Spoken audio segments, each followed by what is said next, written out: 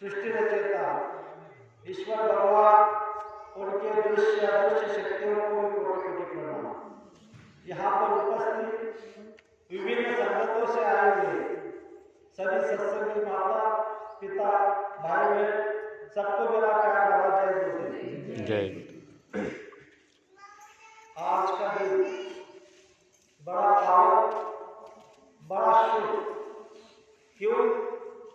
क्योंकि जिस भूमि पर जिस जगह पर हम सब लोग बैठे हुए हैं उस भूमि पर अनादि धाम से आए हुए मानव को धारण करके परम संत बाबा जय गुरुदेव जी महाराज उनका आज के दिन में आगमन 11 और 12 फरवरी 2012 में स्वयं बाबा जय गुरुदेव जी महाराज अपना हुजूम अपना कारवां लेकर इस भूमि पर आए और ये जो हमारा पूरा परिसर है यहाँ पावन और पवित्र कर दिया। हम आपको तो सोचना है कि हम कितने सौभाग्यशाली जीव हैं।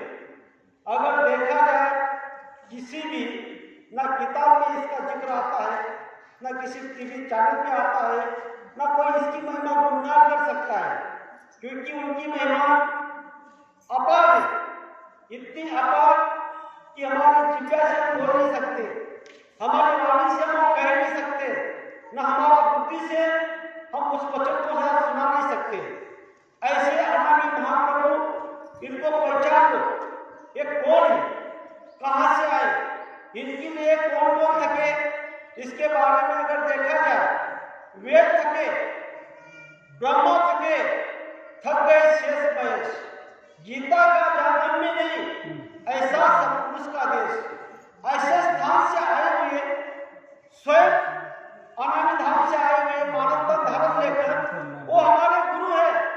इस पर थोड़ा विचार करो कि हमारे जो वो गुरु है इसके लिए हमारी आत्मा कितनी पवित्र बनाने के लिए वो आए हुए हैं। थोड़ा सोचो, इसके बारे में अगर देखा जाए तो बाबा जय गुरुदेव जी महाराज ने इसी बात का पूरा जिक्र अपने सत्संग में किया। कौन कौन से सत्संग में किया? गुरु महाराज ने सज्जू, आगमन, महायज्ञ, साकेत कहाँ पे रचाए? पहला महायज्ञ गुरु महाराज ने रचाया अयोध्या में, उस समय में गुरु महाराज ने सज्जू के बारे में बताया। दूसरा यज्ञ रचाया साबरमती में, अहमदाबाद में, और तीसरा यज्ञ में गुरु महाराज ने जिक्र किया हुआ है 15 फरवरी से 25 फरवरी 1979 में गुरु महाराज ने इस बात का जिक्र किया हुआ है। लगे तो आप YouTube में जाकर गुरु महाराज का सत्संग सुन लो। गुरु महाराज ने सत्संग में बताया, क्या समझाया? जिस धरती पर जिस भूमि पर ऐसे संत महात्मा का अगर चरण स्पर्श लग जाते हैं वहां हमको क्या मिलता है, इसके बारे में वही अपने मुखाग्नि से गुरु महाराज ने कहा। काशी विश्वनाथ भंगोरे की नगरी में गुरु महाराज ने जब तीसरा महायज्ञ रचाया उस समय में गुरु महाराज ने अपने मुखाग्नि से वचनों को रखा। कौन से वचनों को रखा? तो उसमें एक प्रसंग में एक वचन गुरु महाराज ने ऐसा बताया कि जिस समय में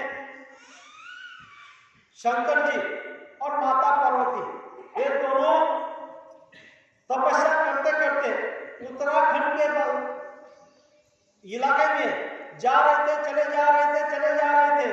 जाते जाते समय में एक मार्ग में वहां पर स्वयं काशी विश्वनाथ बंगोरे शंकर जी उस जमीन पर लेट गए और लेटने के बाद उन्होंने साष्टांग नमस्कार किया, दंडवत किया, प्रणाम किया और उस भूमि पर रोने लगे।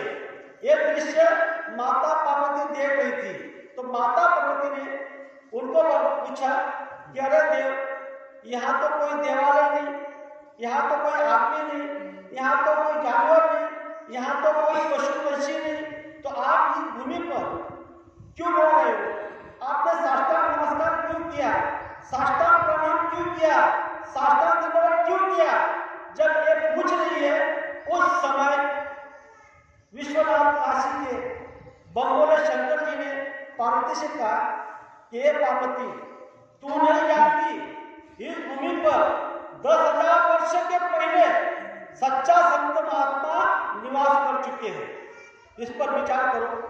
10,000 वर्ष पहले वहां सच्चा महात्मा का निवास हुआ था। उस भूमि पर शंकर जी लेटे और वहां रोने लगे।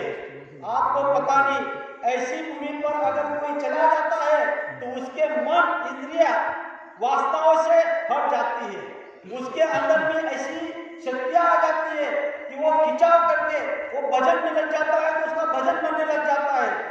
ऐसी जगह पे जो चला जाता है उसके अंदर में जो मोह होता है, ममता होती है, वो खत्म कम होने लग जाती है और उसकी आत्मा अपने देश चलने के लिए तैयार हो जाती है। सिर्फ वहां पर दर्शन करने से, वहां पर जाने से, इस पर विचार करो।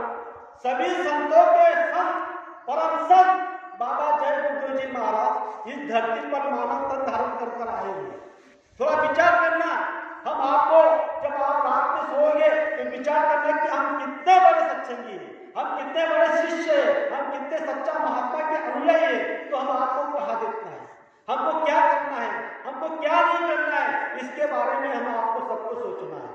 क्योंकि इस धरती पर बाबा जय गुरुदेव जी महाराज ने सभी मानव जाति को कहा, इनके पास में क्या क्या होता है, ये क्या क्या पहचानते आपको पता है? आपके अंदर में जो भी चीज होती है, जो भी विचार होता है, वो सब पहचान लेते हैं।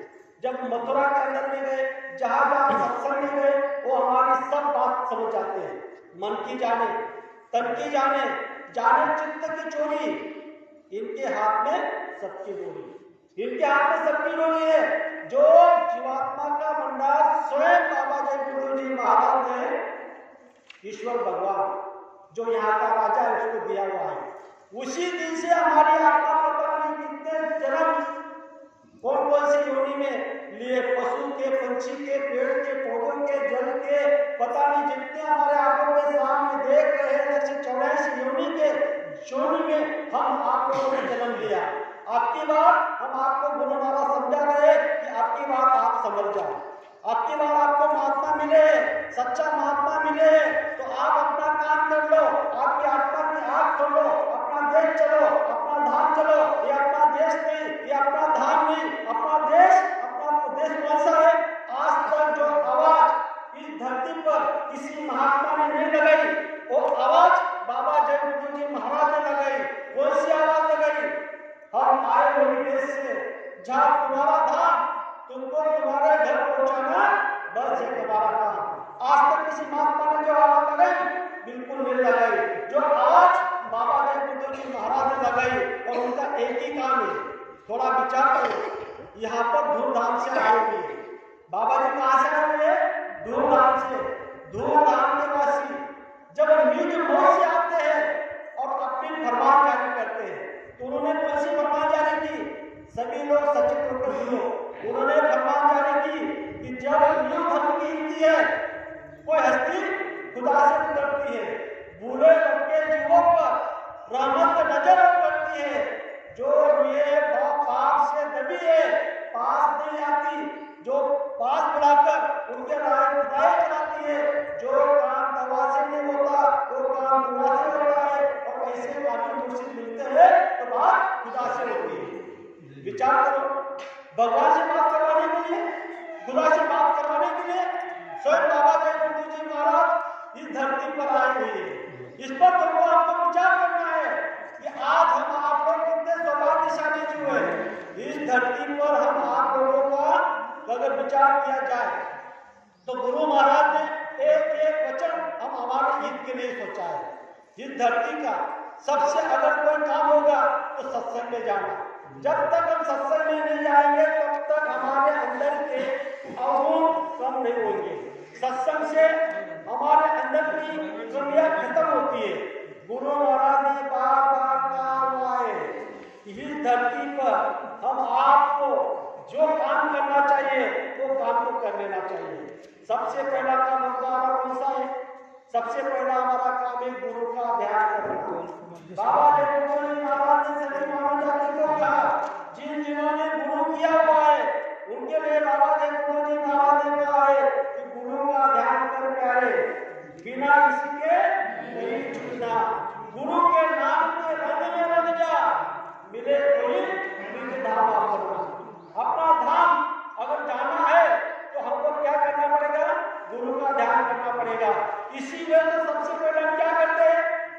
गुरु ब्रह्मा गुरु विष्णु गुरु देवो महेश्वरा गुरु साक्षात परब्रह्म तस्मै श्री गुरुवे नमः। ध्यान गुरुमूर्ति, पूजा गुरु पद, मंत्र गुरु वाक्य, मोक्ष गुरु कृपा। यहाँ पर जो भी कार्य हम करना है तो गुरु को लेकर करते हैं। हम आप लोगों को बाबा जगदीश जी महाराज ने समझाया, हम आपके बारे में गुरु महाराज सब कुछ जानते हैं, लेकिन यहाँ पर कर्म का विधान दिया गया है। क्या दिया गया है? रामायण में आपको समझाती है कि कर्म प्रदान ईश्वर की राखा, जो जस कर्म करी तस फल चाखा।